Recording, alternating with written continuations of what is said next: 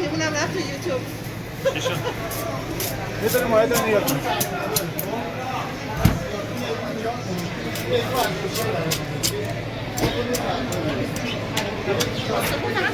داره. بگید.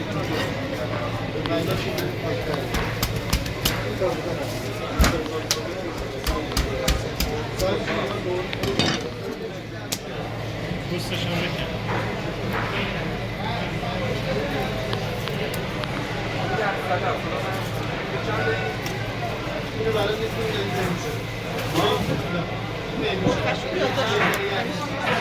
قفل 36 خب 35 36 بیام دوربین نداده باشه کارت بردار دوربین؟ اون؟ نداره هیچ که دیگه؟ نه چیه اون؟ مال سرخونه دیگه سرخونه مغازه بغلی ما سرخونه داره یکی هم داره ولی خب اونها اینو ندارن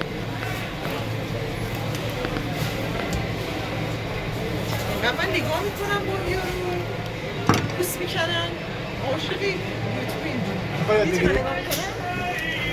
نه اینقدر نگاه میکنم بلدم دیگه بلدی؟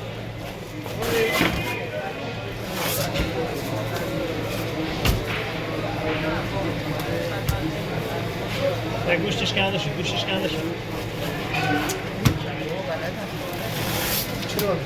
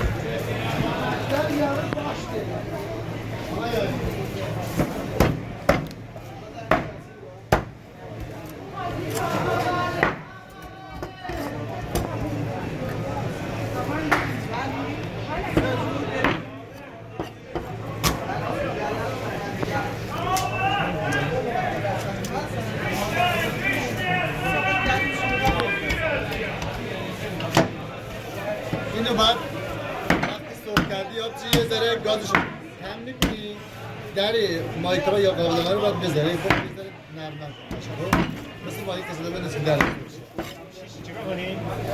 گازشو خیلی کم کن در مایکرو یا قابلمه رو بذار نرم بشه این مخت بشه آره اگه مثلا گاز بلند باشه این روش میسوزه مختش کامل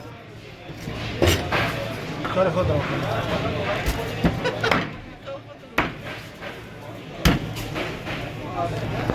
من تا ولم چی نشده بود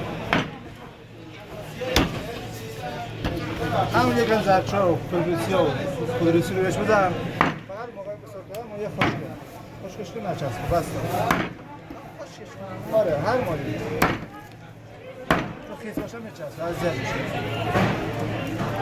او سخونش هم چیزه دیگه نه؟ آره خوش داره بعد بسیار ریز نیست این مورا واسه همه